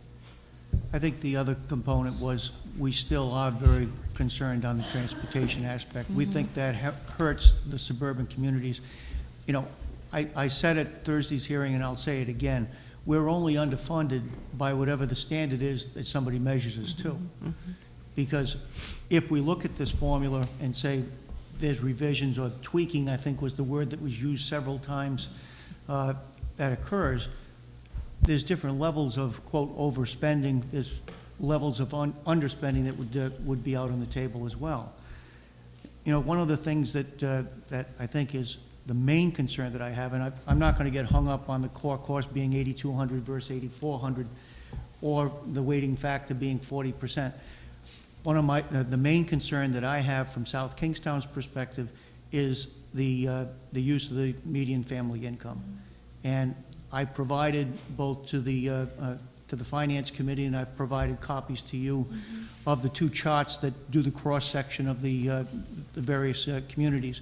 And I think that the chart clearly demonstrates that the poverty factor or proxy is being used really in three ways, and providing a disproportionate reassignment or reallocation of the dollars.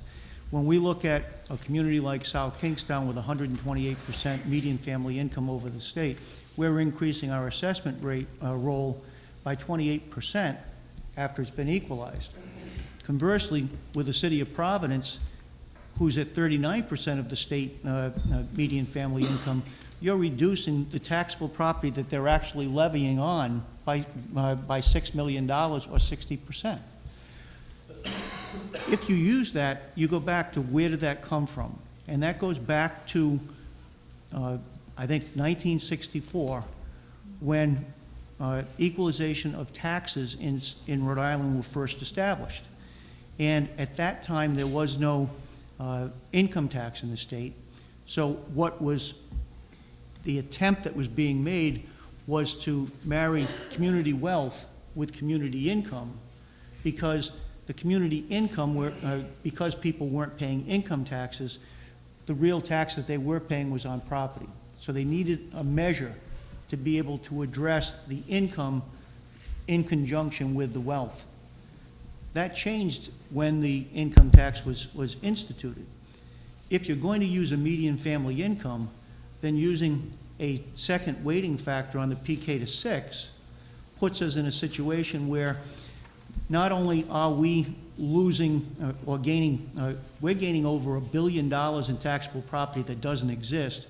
Providence is deleting $6 billion in property value that does exist. Then we're picking up only 18% on the PK through 6, where the city of Providence is picking up 85. When you put that into the equation, and we're balancing two numbers, a large and a small, and we're coming up with a median, what we're actually doing is we're providing two poverty factors for the urban areas, as opposed to a consideration that says, if you're going to use the median family income, you don't use the poverty factor as far as the PK through 6. Or if you're going to use PK to 6, which I think is a better and more valid measurement, then you shouldn't be using the median family income. So my point is that once you deal with an assessment equalization program and you get to the E-wave itself, you've got to a point where everybody statewide is at 100% without influence of income. If you start at that point and say, okay, we'll consider the poverty factor being the PK through 6, and okay, South Kingstown's only got an 18% share, where statewide it's 45%, yet in Providence, Woonsocket, they're up in the 85% range, and then you take those two numbers, one that's been discounted because of the median family income, one that's been increased because of the median family income, and then take the discounted and give them the bonus because they're at 85%, you've given a double weighting. Multiply that by the fact that when you put your expenditure statement together and you've got your core cost at the 82.95 and you've got the children that are PK through 12, you've already got a disproportionate number to deal with the poverty or special needs component again. So my point is, and that's why I did the schedule in two ways, both with and without, and the amount of overfunding, as you will, in the formula that's been proposed through the commissioner, we're going from 3.8 million down to about, I think, 1.3 million that we would lose, because our share would go up to 25% if the median family income were not used. City of Providence would only be losing 6%. To me, that's something that really needs to be looked at. I also gave you a copy of the ALMI report going back to 2000 on talking about how out of date the equalization process was that you're using as a foundation for the distribution of money. And that if we're going to blow up the system, and I think everybody wants to blow up the system and make sure that there's an equitable formula, the question is, how do we make sure it's an equitable formula? When Chairman Constantino started the meeting the other day, You know, his quote was that they were in search of a fair and equitable way to measure property values, community wealth, and special educational need weighting, and how to distribute $715 million. If I accept that as what the intent of that is, then I do accept the formula proposal that came through the commissioner as being the starting point for that. But I think that the real question is, where are we going to be when we get done with it? I'm concerned that if that information that we've presented is in fact legitimate or has concerns, is there a case where the runs should be done again? And I had asked you if you could do the runs for us without the median family income to see whether or not my numbers are correct, whether or not there's something to look at. And even if you say, well, gee, I'm half right and you're half right, even if you use the 50% value on median family income, so that what you're doing is you're going to have less of a reallocation of the funding occur. Again, I'm suggesting to you that, yes, we understand that South Kingstown will lose under that proposal from what it currently has. But at the same time, if it's a fair and equitable distribution, is that more viable? Because the other thing, too, is the formula, the way you're using it, fails for 6 communities. Those 6 communities where R is less than 0. Because essentially what you've done for Newport is you've said to Newport, we can't take your property into consideration because your value's too high. So the only thing you're measuring in an aquatic, in that equation is the value of their participation of children in PK through 6. So, which is very high. And to be clear, that is exactly the intention. So yes, that is the way that formula is designed, to acknowledge that they have 60% of their students with free and reduced lunch. So yes. But what I'm saying is, out of a 36 school district presentation, we've got 6 of them that really don't fit into the formula because of the value of their property on a per student basis being too high, because it goes above 100. You've got, you know, the Newport, the Narragansett, the Jamestown, all of those don't fit within the formula that you proposed because of the equalized weighted values. I mean, I think your interpretation of that I don't share that interpretation. And again, I mean, what I would say about this, and I mean, we could stay here all night and go round and round about different ways to do this. There are countless ways of figuring this out. And we looked at, I mean, just on property value alone, or on this portion, not just the whole state share ratio, but this portion of the state share ratio, we ran at least 30 to 35 different runs of how to do this. So there's no doubt that there are other ways to do it. There are no doubt that some of those ways would mean that South Kingstown would lose less in the formula. That is true. We made these decisions intentionally. We considered them very carefully. We decided to use median family income intentionally. So you disagree with that, you would do it another way, and I strongly encourage you to share those viewpoints with the General Assembly. Well, again, we will continue to share those, and I agree with you, there are a million different ways to build a formula for education. And all I'm suggesting to you is that possibly the first one that you selected may not be the most effective way.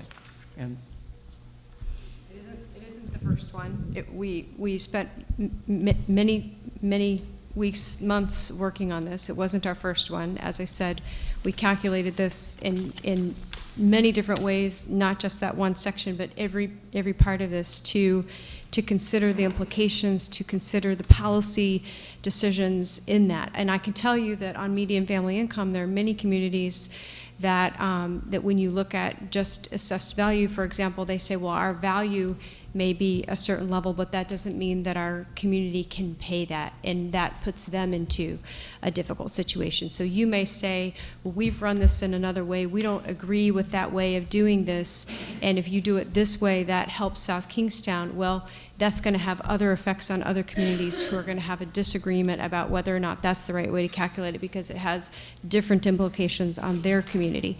we don't have a preconceived notion of which communities should win or lose. We have, a neutral view on the fact that as the State Commissioner of Education, I have a responsibility to every student in this state.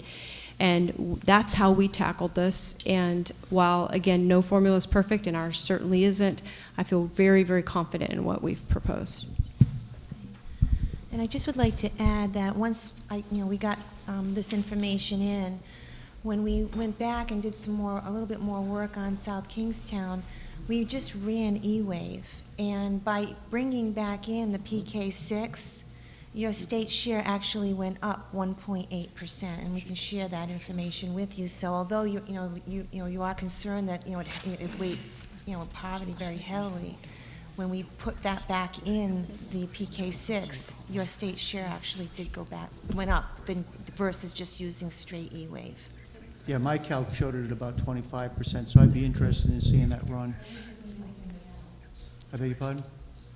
You took medium family out, Yeah. which is what we're saying, that's the should be. And the other thing I would say is that when you look at the House bill and the Senate bill, because I think part of, not all of, but part of your argument is the way in which income factors into the formula in different parts of the formula. The Senate bill has South Kingstown losing over $15 million. The House bill is very similar calculation to ours, even though they did it differently. It's very similar to ours, and so I guess the point that I'm making is that the Senate bill calculated it differently and came up with a much higher number. So the fact that we're calculating it we're considering income in multiple places doesn't necessarily mean that your community in our formula loses more. In fact, it loses significantly more in another formula. Is that under the Gallo bill? Well, under the Gallo bill, the weighting formulas were different. So yes, I would agree. But I understand that with the draft on the resubmittal of the Gallo has taken the Constantino, your original proposal, and brought that in with really, I guess, four specific changes. Let's stick with that for a second. The proposal would be, let's take Gallo modified with the 2013 start date. Is that something that the Department of Education is going to be supportive of that modification in the that's been submitted in the Senate? We actually haven't. We haven't made a decision about that. I haven't had a chance to talk to the Board of Regents about. I think that it makes sense to have a chance for people to prepare. Whether that's 2013, that's maybe different. So I can understand why this coming year might be rather rapid, but I don't know that 2 years is necessary. And so I don't, off the top of my head, I kind of doubt that the Regents would support it being from 2 years from now, but perhaps the 2012-2013 school year would be reasonable. That's good to hear. Just following along on a couple of the other things, one of the keys that we're going to need to determine is, we keep talking about the need for update of data, and that once it's available, we will use it. What the department really needs to provide, I think, is an identification of what are the dates that will be used on a formula year. Because one of the peculiar things within state statute that deals with the Department of Revenue providing you with the information to be able to put your formula together with the equalization study is the August 1st date of when they have to turn data over from the prior year, and it's 3 years prior.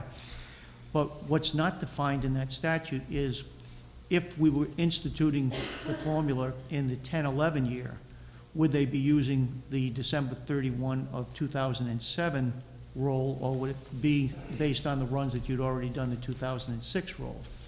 So there's no definite, I can't find definition in the statutes which one it will be, because one of the things you will see is that there is going to be changes in your runouts on a yearly basis. Financially, you'll see runout differential because you've got 1/3 of your, of the communities that are going to be doing revals on a yearly basis. To give you a, for instance, we just did the reval here. The last reval we did was December 31 of 2006. We just did one for 2009. We dropped 17%. So we've lost 17% of our value, or over $1 billion, almost $1 billion in taxable property. So when that goes into that first year, those 13 communities that are experiencing what market conditions are in, most of the communities are seeing the 15 to 20% reductions. It's going to have a profound impact on what the distribution is going to look like. Obviously, the next year, you've got the next group. If economic conditions change and values stabilize, there may not be that much change, but those are going to be up and down. So it is going to be important for us, even if the data is not available for the year that we're trying to plan for, to know what is the cut date, because what you get on August 1st of 2010, technically, I don't think would be used until the 12-13 year. So we need to get that type of detail. The other thing is the consistency with the resident average daily membership on whether it's going to be. It looks as if in the statute that what is being suggested is that you're going to make estimates based on May 30th, but you're going to adjust to actual on October 1st. If that were to occur, really you've got school districts at a disadvantage where, because they're going to be budgeting and they may not know what the revenue stream is going to be. So it's those types of things, and I want to work with you on those because I think I can help you on identifying some of the things that would help communities, because it's the fear of the unknown more than it is the formula itself on how we can deal with the formula. But when you look at those types of things, I mean, MFI isn't going to make too much of a difference whether it's 2000 or 2010 because they're going to be proportionate most likely. But when you start dealing with the change in enrollments, and you've got probably 90% of your district seeing declining enrollments, other than Barrington being the anomaly, what we're going to see is that in addition to the run out that you've got of that $468,000, if we lose 100 kids a year and you're contributing 17.3% or about $1,500 a kid, we're losing $150,000 in addition to that. Every other school district would as well. The formula also changes for us the impact associated with charter schools. We were told the school committee budgeted around, I think, 10.5 for tuitions. If this were to be instituted, immediately it goes up $2,000. I got over 100 kids there. So that's another 200 on top of that 4. So it's not as if the phase-in over an 8-year period is simply dealing with that 468, if that were the number, and you didn't see the wisdom of getting rid of median family income from the formula. But if all of those things were to occur, there's a lot of things that are going to change for each district that I don't think some of the districts have really done their homework to understand what those implications are. And what I'm hopeful for is that we can come up where a document can be produced as a run that by column is going to show us what the aid implications are by charter, by vocational, by tech school, because the end product is really what the most important thing and where the reference dates are. I really think that's going to be important no matter what formula gets put into effect. But we spent enough time on it at this point. We think we can be helpful to you, but we just hope some of our comments can be helpful in terms of possibly having you understand why we see better equity in some of the revisions that are proposed. Yeah, I mean, again, what I would say is that, first of all, it's very refreshing to have a conversation with someone who gets what this is about, and I commend you for your work and your understanding and your depth of knowledge about the formula. And we love to talk about this, especially Carolyn, probably more so than I do, but I'm growing to love it. But to be honest with you, we're no longer the audience for this. We've presented our proposals before the General Assembly. We're confident in our proposal, and we're going to continue to advocate for it. again, we've also indicated to both the House and the Senate leadership that we are very open to providing support as they consider improvements, and we'll continue to do that because, again, we know that there's no perfect way of doing this.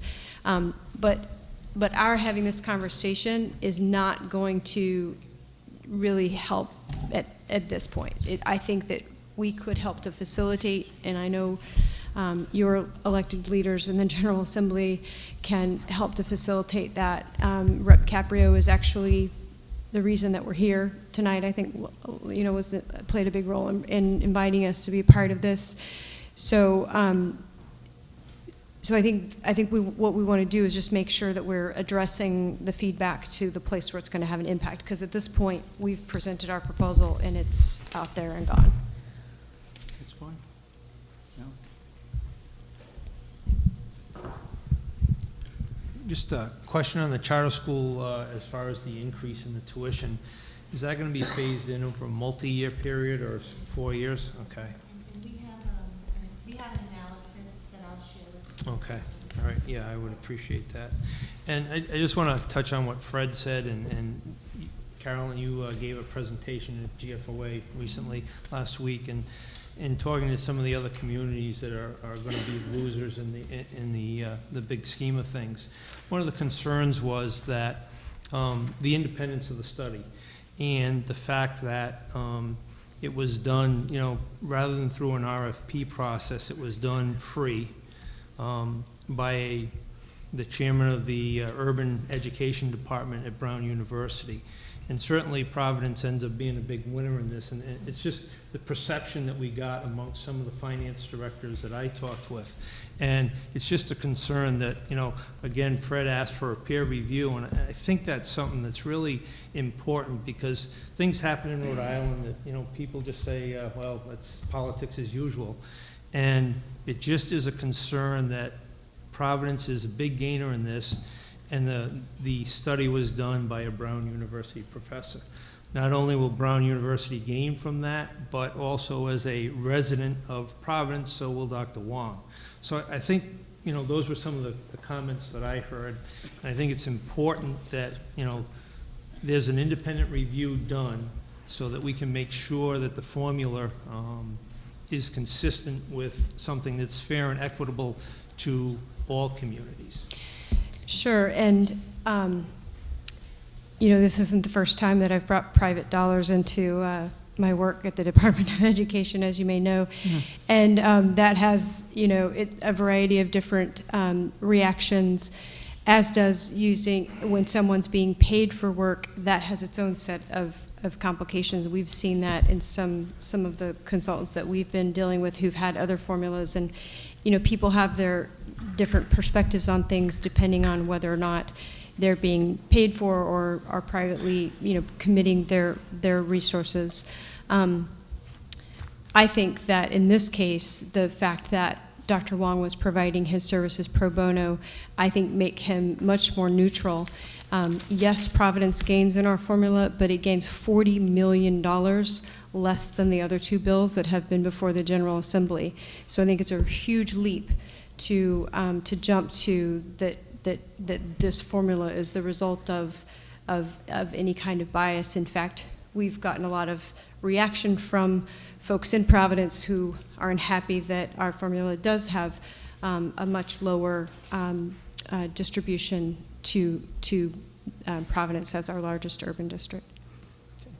Then one other thing that I would like to touch on, as far as, you know, I've heard the word we were overfunded, but I think it's important to note that if you look at South Kingston, and if you go back to 1996, I think one of the reasons why the formula is changing is because the E-wave that we've talked about is increasing by 48% more than what the statewide average is. So that's a driver. So if we go back to 1996, when we had increasing enrollment, and our E-wave wasn't as high as the statewide average, then I'm sure we were probably underfunded back then. In 2000, we started losing enrollment, where up to that point, we were gaining in enrollment. So we would have, that money would have followed the students, and there would have been additional resources there. Since 2000, though, we've seen a significant drop in enrollment. So that's the combination of those two is what makes it appear that we're overfunded now.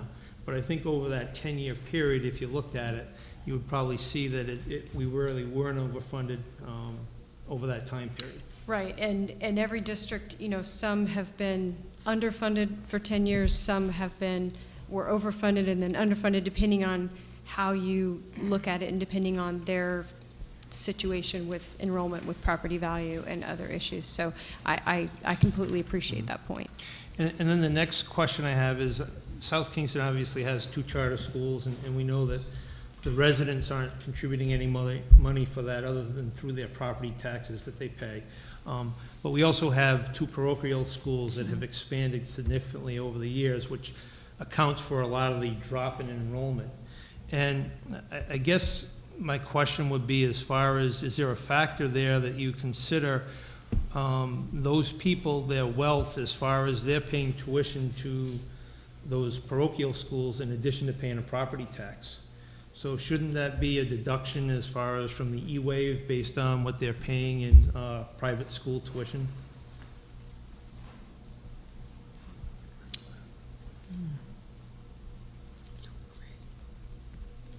When their student leaves the public system based on our formula, then because we have a money following the student formula, then you no longer need to pay you would no longer receive, nor, in my opinion, should be keeping in your budget the cost of that student's. Yeah, I'm talking about the parent that's sending that child to the parochial school and paying the tuition at that parochial school in addition to paying property taxes for South Kingston School Services, which they're not utilizing. Right. So what's the question? So is there any formula that would give a credit on the E-Wave because that person, based on your wealth standards, the wealth factor is included in there, yet they're paying out additional dollars which they don't have available as far as part of the wealth formula? No, we did not factor in any sort of calculation like that, nor am I aware of any calculation like that in any formulas that we've ever seen. So I actually moved my call from 9 to 9:30, and while I want to make ourselves fully available, we have been here for 2.5 hours. We do have written responses to the resolution that you provided, and I'm happy to send that to you and make that available to you all. We'd appreciate that. I do have to say that I say when you say that you're not the audience to talk to, I do think that you still are an audience to talk to, because I think that if you spoke to the legislators and if you did see any issues that were brought up tonight that could be used to, you know, help balance this out, that I think the legislators would listen to you. So I wouldn't count yourself out of the equation right now, because I think many of the legislators aren't at the level of knowledge of what we've certainly been educated by our town manager and our finance director, that we still see. And it concerns me because I feel like you figured that we had that unfunded, undesignated fund balances, that was part of I heard that, and that kind of really stuck out to me on both the school side and maybe on the municipal side, that's part of the reason why that, you know, you came prepared to say, you know, these are the numbers, this is why South Kingstown is, you know, here, and you had all the responses ready. But I think there is still some value to what Mr. Alfred and Mr. Lord have pointed out, and I still think you are the audience, because I still think there's something there that needs to be tweaked. And I think that you, talking to the legislators, because I don't think they're at the level of understanding this, probably people on the finance, but for the other communities, that they need to hear it from you. And, No, I think that's a helpful point, and what I would like to offer is maybe us combined with the financial staff of the General Assembly. I'm just saying that, you know, at this point, that element has to be brought into the conversation. I think you make a great point, and we would make ourselves available to have that shared conversation. I just, again, this conversation, you know, I recognize that we have representatives here, but at this conversation, absent the additional folks who need to hear this feedback, I don't think is as helpful. Again, certainly utilize, I'm the council president, they answer to all of us, and we'd say we would definitely lend them to you to talk to more people I think all the council would let you do that, and if they could fit it into their schedule, I would appreciate it. And I do think that, you know, what both Alan and Fred brought up about that review, I think, you know, Yeah, to make I yourself think that's a clean great in the idea. state of Rhode Island, Sure. we've had that, it's certainly something that I think it's a great idea. It definitely should be done. You don't want anything, you know, questionable about Yep. your work. Okay, I guess with that, I guess if Well, you've got I- your, I would Maureen, just- go ahead. Just add, I would just, again, support the other recommendation, is if you can push that off a year so that districts that are affected do have the planning time, that would be helpful. We will certainly Yes, no, make go ahead, sure that Maureen, we I'm have sorry. that conversation when we arrange that discussion. Okay, I don't want to hold you up here quickly, I guess. Yeah, if he's gotta go. Before you, I know you have to go, Commissioner. I want to thank you for taking the time to come down. As you see, this, your formula and the whole school funding concept has been a very discussed topic here in South Kingstown, not only because of the result of what the proposed formula does, but also with the understanding and the information that has been given to us by the town, by Steve and his staff, have, I think, shed some light upon some areas of the formula which would be aptly reviewed. And Representative Rice and myself, again, would like to thank you for coming down, and also the South County legislators are attempting to get a meeting in the very short term with the finance chair and the staff to bring up some of these issues. And if we need your input or your availability, we would appreciate that on some of these very specific items that not only affect South Kingstown but other like communities, so that communities like this could be at least address some of the issues and try to get a little bit more of a fair shake out of a formula that's going to be long-lasting. Not just, it's not a one-time event. When we deal with budgets, as you know, sometimes there's cuts or additives that come in 1 year at a time, but this is something that I think all of the elected officials and also the residents here in South Kingston know they're going to have to live with for a long time. And the quality of the education that the town provides is top-notch, and we just want to make sure that we have the funds to keep it that way. But thank you again for coming down. Yes. Again, thank you on behalf of the town council, the school committee, and our administrative staff. Thank you again for both of you, for coming down, all three of you coming down from. Thank you, and we look forward to following up with your team. Okay, thank you. Appreciate that. Okay, well, I know the commissioner has to leave. I don't know what the council wants to do regarding comments from the.